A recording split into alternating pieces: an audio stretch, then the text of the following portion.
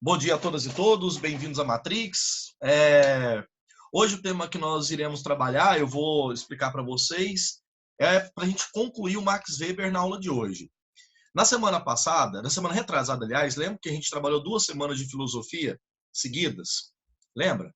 Então a gente hoje, agora, trabalha 2 sociologias seguidas, né? Nós trabalhamos 2 de filosofia, 2 sociologia agora, porque a gente equilibra e mata o Weber, terminando aqui com os autores clássicos de sociologia, faltando apenas o Marx, né?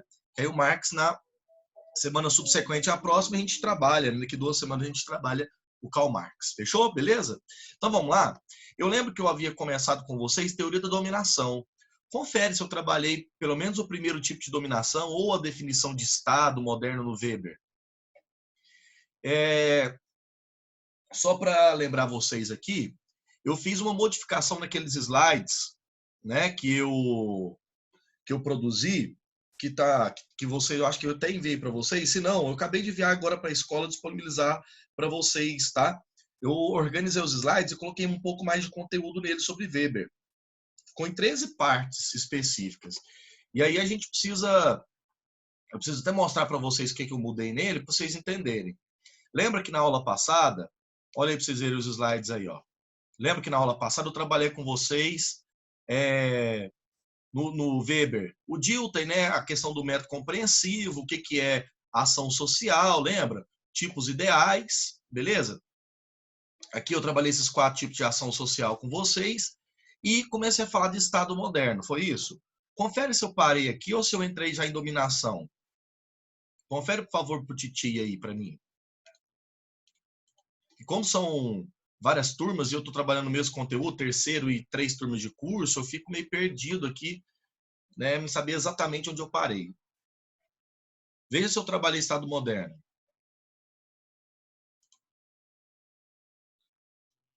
Então, vamos lá. Deixa eu só recapitular então e a gente já continua aqui. Uma das primeiras coisas fundamentais... é verdade, eu preciso que vocês colocar a parte preta aqui, né? Perfeito. Então, vamos retomar. Uma das coisas mais fundamentais do pensamento de Weber, galera, é entender ou produzir uma interpretação a respeito da função do Estado, né, moderno. Uma das características do weberianismo, né, é o seu pensamento liberal. Politicamente, Weber era um liberal, né, um defensor da democracia do ponto de vista liberal, e um autor, vamos dizer assim, crítico do marxismo, crítico, inclusive, além do marxismo, né, dos modelos mais violentos e autoritários de poder. Lembrando que liberalismo é avesso ao comunismo e também é avesso a qualquer tipo de ditadura, né? O liberalismo prega a liberdade, etc. E um dos pontos fundamentais do Weber é que ele definiu o Estado moderno enquanto aquele conjunto de várias instituições que dentro de uma determinada localidade geográfica exerce ou busca o exercício, como ele mesmo falava, reivindica o monopólio do uso da força. Então o Estado moderno tem essas características, né? Mas o que é interessante é que a modernidade, por mais que ela tenha avançado, vamos imaginar, desde a Revolução Científica do século XV até o século XX, quando Weber ainda está vivo, não é apenas as formas racionais, escuta bem, não são apenas as formas racionais que dominam os seres humanos. É interessantíssimo salientar que a ideia de dominação do Weber sempre está de acordo com uma junção entre poder, ou seja, imposição de força, e ao mesmo tempo, escutem bem, ao mesmo tempo, uma espécie de obediência. Por isso que a definição de dominação que eu pedi para os senhores aí anotar para mim é essa aqui, ó. Dominação é a probabilidade de encontrar obediência a uma norma de determinado conteúdo entre determinadas pessoas indicáveis. Ou seja, né, a dominação é a possibilidade de você impor uma certa força e encontrar obediência a esta força. E essa força ela pode ser variável, física, ela pode ser da lei, né, ela pode ser moral. A força ela é variável. Nós devemos lembrar que dominação não acontece apenas no aspecto físico. Né? Por exemplo, eu, João Gabriel, professor, eu não tenho força física para dominar uma sala inteira, vamos imaginar assim. Então, eu vou dominar a partir de alguns critérios que o Weber vai classificar em 3 formas puras, em 3 tipos ideais de dominação. Lembra que tipo ideal, essa classificação que o Weber faz da realidade, né, em tipologias, serve para quê? Lembra? Serve para aproximar a realidade, aproximar a ciência da realidade, para que a ciência se torne mais objetiva possível, que o estudo científico da realidade social seja mais profundo. Lembra disso? Então, o ponto fundamental do pensamento weberiano aqui, nesse sentido, é trabalhar, por exemplo, a ideia de que dominar é exercer força e acatar, né, esse processo de imposição. Weber, então, classificou de 3 maneiras. A primeira delas, e uma das mais importantes, é a chamada dominação burocrática ou dominação racional legal ou ainda burocrática racional. Vocês podem encontrar essas 3 terminologias distintas, tá, para a palavra dominação. Primeiro, como o próprio nome indica, a dominação burocrática é aquela que ela é condicionada com critérios impessoais, beleza? E formais. Critérios impessoais e formais. Ela está associada, por exemplo, a um princípio de dominação tipicamente da modernidade, em que o Estado exerce um determinado monopólio, vias de administração, recurso, sistema de taxação de impostos, força militar e etc. O que eu quero dizer com isso? Que a dominação burocrática é aquela típica exercida por um uso legítimo de promulgações legais, ou seja, da legalidade, das leis. Então, por exemplo, o contrato que você fez com o cursinho é um contrato que está dentro das promulgações legais. Ele está dentro de uma normalidade. Se você se sentir, por exemplo, lesado, se o colégio se sentir lesado, você tem as vias legais para recorrer. Quer dizer, direitos e deveres, né? A modernidade, ela é tipicamente constituída nesses princípios. Veja que o Estado nos domina, galera, baseado em legalidade. Alguém já passou por alguma péssima experiência de abuso de autoridade por alguma instituição do Estado? Já passou por isso? Que você pelo menos julgou como abuso de autoridade? Pois é, eu já passei, né? Numa determinada ocasião já passei por isso. E aonde eu vou recorrer? Eu vou recorrer nos órgãos de justiça, né? Porque na legalidade está associado, por exemplo, a ordenamentos e princípios que os indivíduos devem seguir conforme a lei. Por isso que as autoridades do Estado, e aí tanto servem para polícias como funcionários públicos, etc., eles estão submetidos a uma ordem impessoal, entende? Por mais que existam os seus chefes, né?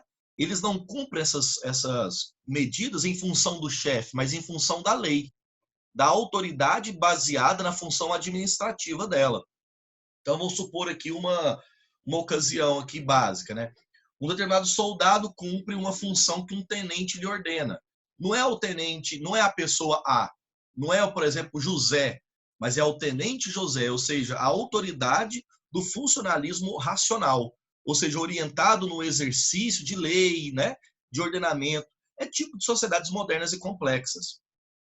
Então, por exemplo, quando vamos imaginar aqui um agente da Agência Municipal de Trânsito de Goiânia multa uma pessoa, vamos imaginar assim, ele multa uma pessoa, ele está executando, por exemplo, um princípio da lei. Não pode ser guiado nessa sua função por uma questão pessoal, né? Vou multar tal pessoa porque ele é um sacana, eu não gosto dele, né? Que ele torce pro Vasco, coitado. Né? Já sofre tanto, para que dar uma multa para ele, não é verdade? A fé desse princípio, dessa forma de dominação, era na validade do estatuto legal e a competência funcional baseada em regras racionalmente criadas, ou seja, na Constituição, né, em ordenamentos. É o que Weber chamava de regras estatuídas. Estatuídas na função dos estatutos, que vem do Estado, entende? Aquilo que é formal. Por exemplo, se algum pai de vocês usa de certa violência física ou psicológica, é possível que a criança busque proteção, criança ou adolescente busque proteção em órgãos legais. Ou seja, que existe uma proteção jurídica sobre os fazeres individuais. Por isso que o Weber, olha que essa definição interessante, ó, falava que na dominação racional legal, você tem um monopólio, pelo menos o Estado tentando monopolar o uso legítimo da força. Então, quem deve, por exemplo, né, proteger o sistema jurídico, os indivíduos, ou até mesmo o sistema de impostos, o Estado. Por isso que o Estado busca essa manutenção. Dá conta? necessariamente o Estado tem esse monopólio completo, galera? Sim ou não? E aí? O Estado consegue monopolizar completamente esse sistema? Claro que não, né? Porque você tem, por exemplo, outras formas de poder que são paralelas, concorrentes, enfim, ao poder do Estado. Beleza? Bem, o segundo tipo de dominação explica muito facilmente a seguinte pergunta que eu vou fazer. Quem de vocês aí já levou um safanão de pai ou mãe? Uma chinelada? Ficou de castigo? Apanhou? Conta pra mim, qual foi a coisa mais engraçada que você já apanhou? E aí? Fica à vontade em falar. Momento, fala que eu te escuto aqui.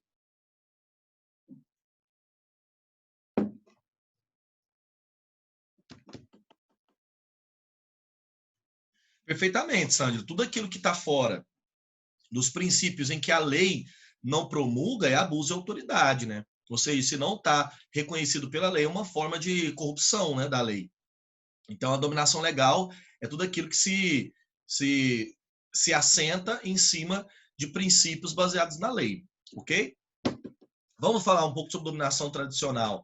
O Júlio César falou que é vara de acerola. Ih, velho, vara de acerola é inquebrável. É igual, por exemplo, a gente falar de vara de amora, né? De amora também, de goiaba, pelo amor de Deus. Minha mãe, ela pegava assim, a varinha, ó, fininha, velho, ó. Mais fino que esse cabo de computador tem aqui.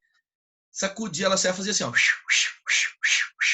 E puta que pariu. E aquilo passava no couro da gente, só uma lapada, assim, né? Você arrumava a coluna na hora, né? Chegava a estralar o espírito. Essa forma de dominação, não sei se alguém aí, por exemplo, nasceu antes de 1990, é crime desde 1990.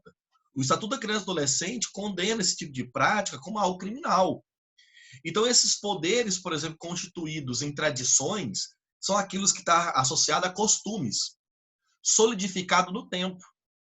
Cara, é tão louco, né? É tão doido essa ideia de que bater faz parte da tradição da educação, né, das crianças. Isso até é muito comum você ouvir assim, não, quem não apanhou não é um ser humano de bem, né? Não sabe como que é importante, tem que apanhar para aprender na vida, essas coisas assim. Que na tradição cristã, você tem o tal do sábado da aleluia. Ouviram falar nisso? Eu vou falar no tal do sábado da aleluia? Que diabo é isso? É muito doido, né? No final da quaresma, ali na véspera do Natal, desculpa, da Páscoa, né? Que é no domingo, sábado, né? Então você tem a sexta-feira da paixão, sábado, o sábado da aleluia, antes da Páscoa, do domingo de Páscoa. E aí no sábado era o momento de tirar aleluia, porque os 40 dias da quaresma, para aquelas tradicionalmente católicos mais fervorosos, é 40 dias de abnegação. E aí a abnegação do sexo, não é para casada normal, né? 40 dias tranquilo. Abnegação do sexo, abnegação do consumo da carne, né? Da bebida alcoólica, do cigarro, enfim, tudo aquilo que vinculasse à vida mundana. Então abnegava os 40 dias e no sábado era o dia de voltar. Rapaz, aí o bicho pegava, né? É esse mesmo, Eduardo. Vou tirar suas aleluias agora, né? E aí pegava a menina espancada. Meu pai conta que na roça, quando ele... Meu pai só teve 11 irmãos, né? Ele mais 11. Meu avô colocava em fila. E saía batendo um em cada um para tirar aleluia de todo mundo. E se chorasse, apanhava o dobro. Ia para a fila de novo, né? Deus me livre. Quer dizer, isso faz parte da tradição. Beleza? Isso faz parte. Como diria Israel aí, ó, se não apanhou da mãe, vai apanhar da polícia. Credo, Deus me livre. A Maria, já apanhei dos dois, velho. Não é bom, não. E a grande questão, então, está associada a isso, né? Que você tem uma associação a um princípio de tradição.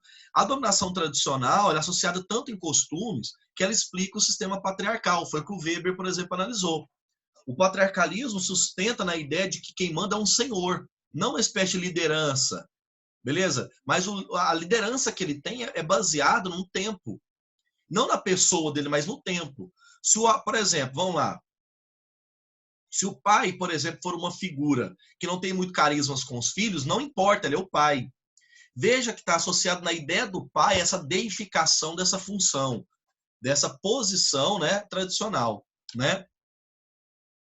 Se apanhar de mãe e ficar com raiva, já era. Eu lembro de uma ocasião que minha mãe foi me bater, eu saí correndo, cara. Aí ela correu atrás de mim, aí ela parou e falou assim, olha, não sei por que eu tô correndo, você mora aqui em casa? Ou seja, fica tranquilo, você vai ter que voltar, você vai apanhar de qualquer jeito.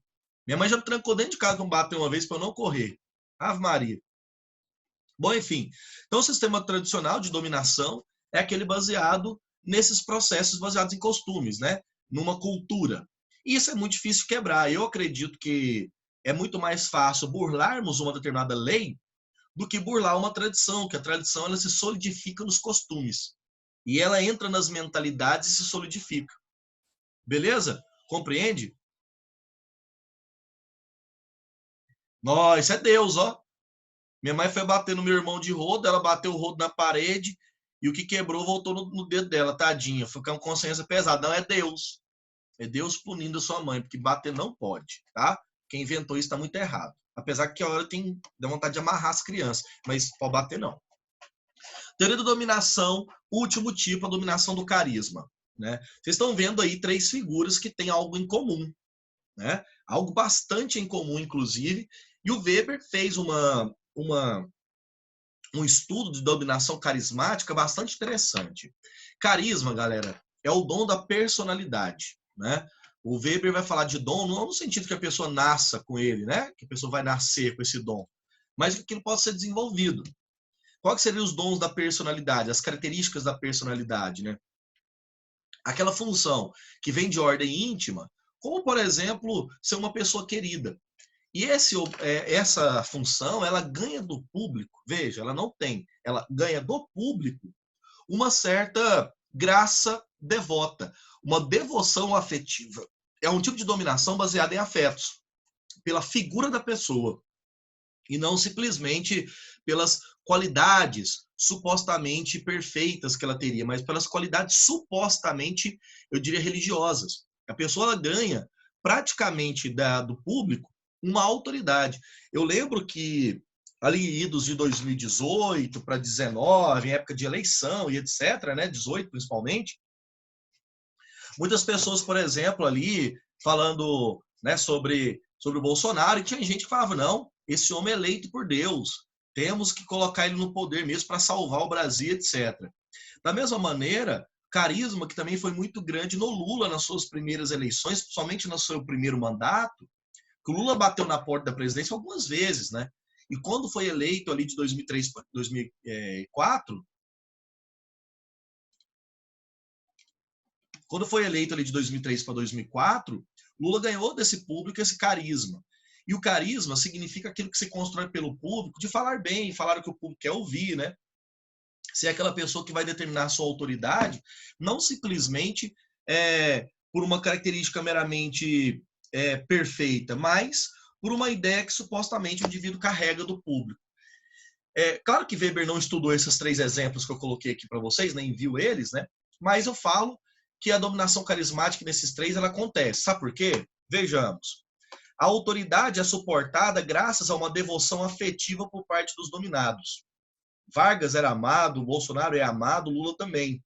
Por um público, evidentemente, não por todo mundo, não existe consenso. Ela assenta sobre as crenças transmitidas por profetas, sobre o reconhecimento que pessoalmente alcança os heróis e os demagogos. Durante as guerras e revoluções, nas ruas e nas tribunas, convertendo a fé e o reconhecimento em deveres invioláveis que lhes são devidos pelos governados. Então, a pessoa ela ganha do público uma espécie de característica tão pesada, tão forte, beleza? Que ela deve corresponder. Se ela não corresponde, ela perde esse carisma. E é aí que está a explicação por que Hitler, de amado, passou a ser odiado, Bolsonaro vem perdendo sua popularidade, Vargas, em certa ocasião, perdeu popularidade, etc. A obediência a uma pessoa, nesse caso, se dá devido às suas qualidades pessoais. Não apresenta nenhum procedimento ordenado para nomeação e substituição. Não há carreiras e não é requerida formação profissional por parte do portador do carisma de seus ajudantes. Ou seja, essas 3 pessoas aí têm qualidades de personalidade para os seus cargos que exerceram, né? Por isso que eu odeio política, né? Eu odeio política porque eu acho ela super desonesta e é a prova de que essas 3 pessoas foram amadas, né? Dentro das ilusões dos seus públicos. Dentro das ilusões dos seus públicos. Porque recebe com determinada característica pessoal. Bolsonaro fala o que o público dele quer ouvir, Lula falava o que o público dele queria ouvir, e Vargas também. Né? E o Weber, desculpa, vai dizer que a dominação carismática, ela coloca que a forma mais pura é o caráter autoritário imperativo. Então, quando a pessoa é mais autoritária, mais mostra essa noção de carisma. Olha que interessante, né? É o que explica grande parte dos eleitores do Biruliro aqui, ó. Contudo, Weber classifica a dominação carismática como sendo instável, pois nada há que assegure a perpetuidade da devoção afetiva ao dominador por parte dos dominados. Ou seja, ele não se sustenta na lei e ele não se sustenta em tradição nenhuma. Onde ele sustenta nas qualidades pessoais. Se essas falharem, fim de tudo. Sabe aquele chão mais instável? Entende? O chão mais instável possível, né? Por quê? Porque é instável no sentido de que ela simplesmente não é sólido, né? A pessoa, se ela falhar, já era. Beleza? Os faraós do Egito e os reis podem entrar nessa dominação carismática? Não, né? Porque eles se sustentam em tradição. O faraó não tem nenhum carisma com seu público, sustentado na ideia divina. Beleza? No sentido de ser passado de geração para geração, tá? Não é carisma, não.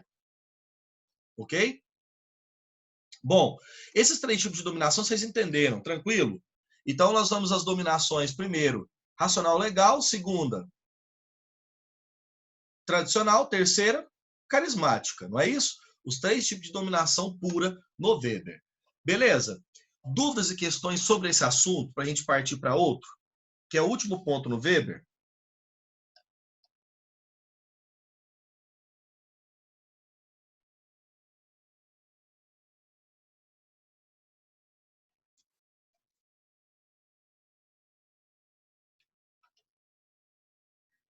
Então, beleza. Então, partiu.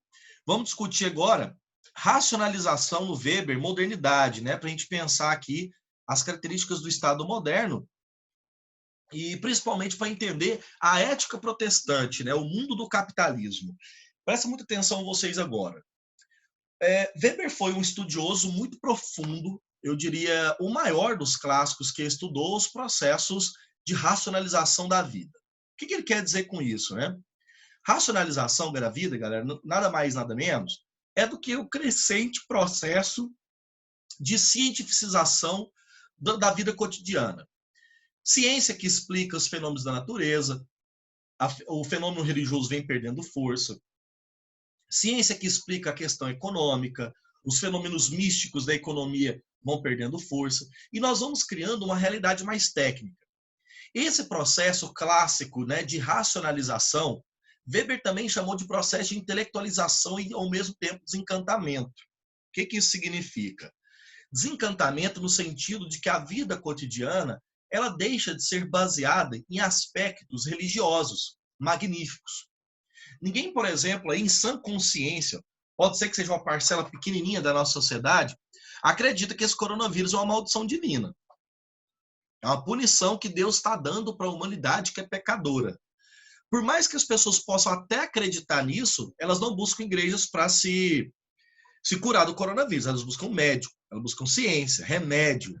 Elas buscam alguma coisa que é racionalizado. Ou seja, o processo de racionalização é essa crescente controle do mundo técnico, né, da tecnologia no campo da vida humana. Isso começaria, para Weber, no final da Idade Média, com a crise, né, de institucionalidade, de explicação, de mentalidade da Igreja Católica, e vai crescendo uma nova forma mais intelectualizada de mundo.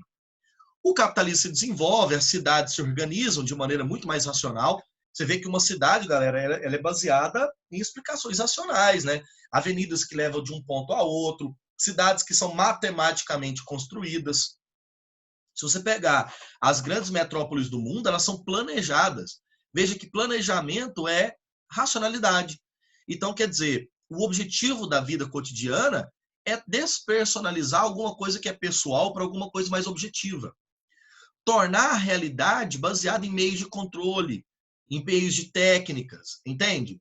Para a gente deslocar a função oriental, deslocar a função tradicional para uma ação mais racional.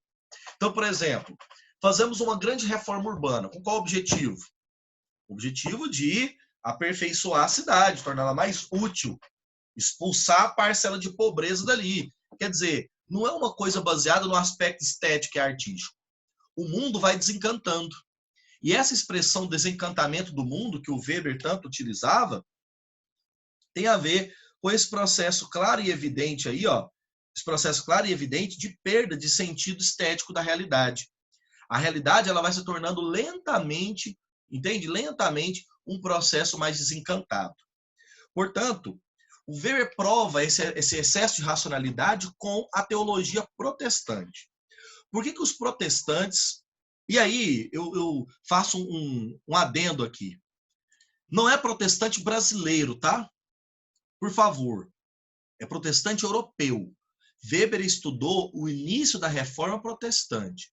Eu estou falando aqui no Brasil, tipo pastor que vende semente que cura coronavírus, não. Tá? Nós estamos falando de uma teologia protestante pura, do contexto europeu.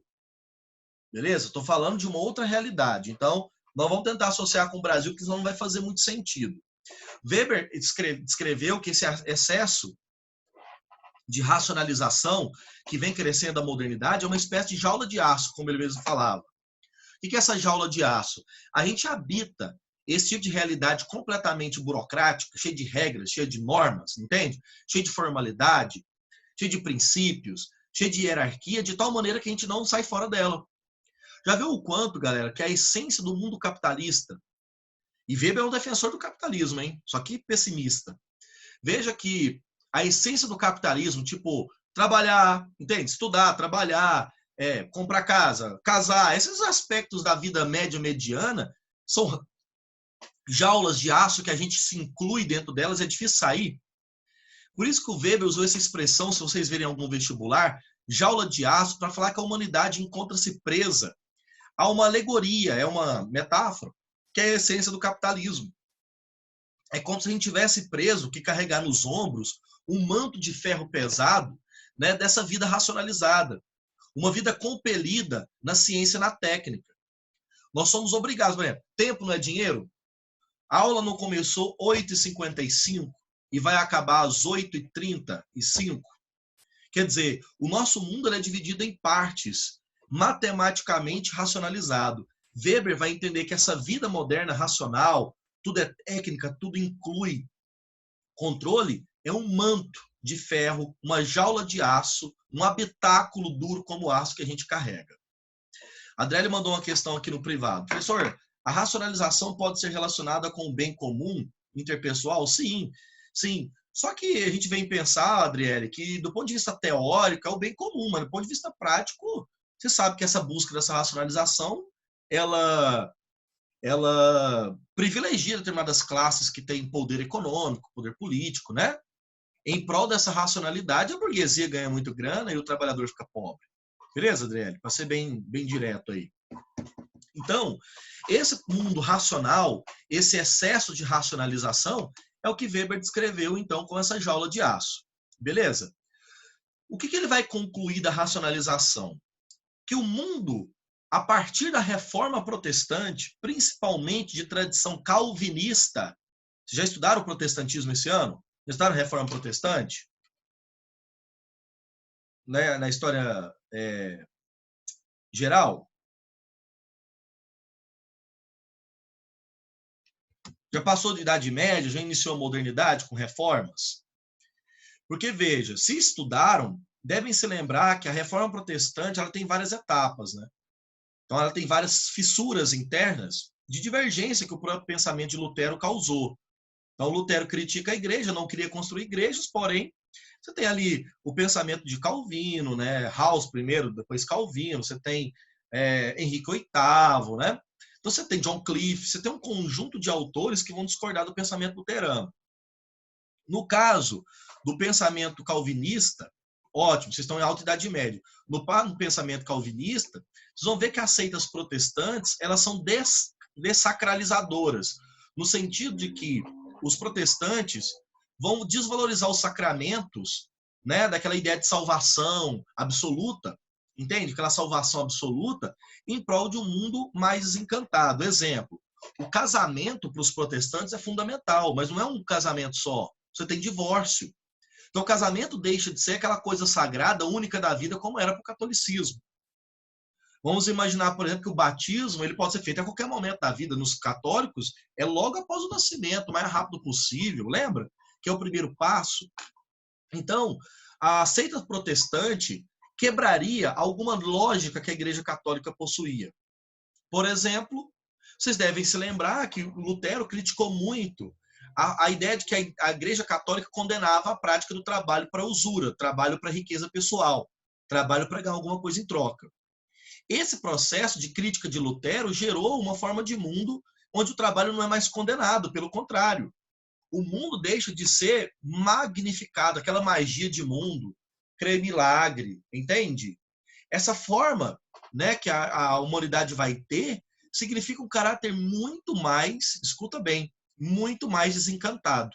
É uma realidade mais racionalizada. Beleza? Alana, o fato da gente se inserir de forma voluntária na jaula de aços proposta pelo capitalismo, foi o que o senhor falou sobre casa, etc., seria uma espécie de fato social? Alana, vem cá. Não vamos associar conceitos de Weber com conceitos de Durkheim. Isso é um perigo, tá? Vestibular, se faz isso, a questão é equivocada. Porque fato social é durkheimiano, enquanto a ação social é de Weber. Daria para falar que é uma ação racional, tá? É uma ação racional. Não mistura o conceito de fato social, senão dá problema. Tem imposição? Tem, mas não é necessariamente voluntária, ou Alana, no sentido de que eu não sou pressionado para tal. A própria noção de jaula já é uma noção voluntária, compulsória, no sentido que eu sou obrigado a seguir. São valores, são normas, entende? Passa por uma espécie aí de, claro, eu aceito essas normas, mas eu sou imposto por elas também. É uma relação dialógica, né? Entre imposição e escolha. Compreende? Então, só para a gente terminar, Weber vai dizer assim, ó, o desencantamento do mundo religioso ocorre como libertação progressiva dos pressupostos mágicos e religiosos sacramentais. E assim, o pensamento puritano, que é o calvinista inglês, né, deveria estar isolado de todos os meios mágicos de salvação. Por exemplo, que era meio mágico de salvação? Você lembra que a Igreja Católica vendia, né, objetos sacros, etc. O protestantismo vai negar isso.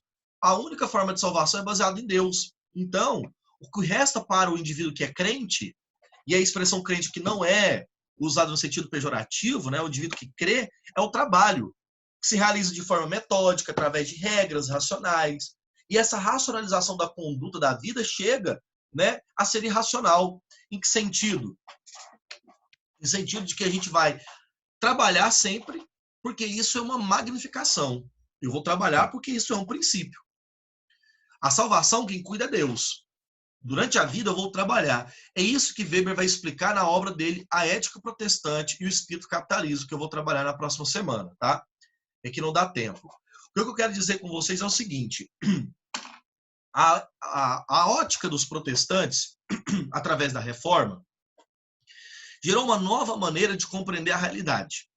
Essa nova maneira quebra completamente a fé no sentido dela ser pensada como algo magnífico, como uma espécie da fé ser uma expressão de uma pura vontade do milagre, entende? Que uma luz aparecerá. Os protestantes calvinistas não têm essa tendência de pensamento. Por isso que eu falo que os protestantes brasileiros, na sua essência, têm uma mistura de valores de várias religiões. Eles não são puramente protestantes. Você tem um pouco aí de gente que vê Jesus, né? De gente que conversa com Deus, que são de religiosidades que não são protestantes de tradição europeia, tá? Tem inúmeras, inclusive, questões, por exemplo, protestantes que creem em água benta que vem de não sei na onde. Isso é típico, por exemplo, de religiões africanas, afrodescendentes. Então você tem um sincretismo brasileiro. O caso puro inglês é outro. O protestantismo é bem distinto. Perfeitamente, a ideia do sonho americano mesmo, Anne. Justamente porque Weber estudou principalmente a colonização norte-americana e mostrou o quanto que os norte-americanos têm uma ética do trabalho bem diferente. É isso mesmo. No sonho americano, que é filme mesmo, é baseado nisso, a Guerra Fria, a noção de propaganda hiperracional da conquista de um certo mundo. Perfeito, boa associação. Excelente. Dúvidas e mais questões? Falta 1 minuto e pouquinho ainda. para a gente encerrar nossa aula.